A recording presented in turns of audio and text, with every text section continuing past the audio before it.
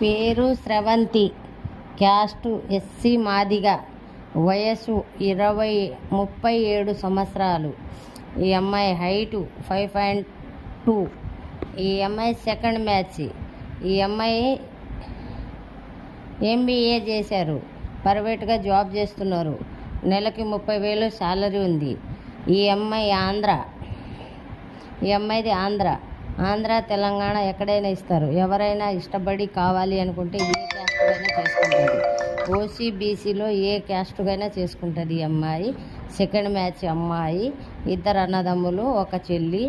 అందరికీ పెళ్ళిళ్ళైంది. ఈమెకు కూడా పెళ్ళి విడాకులు తీసుకుందండి. సెకండ్ మ్యాచ్ అమ్మాయి.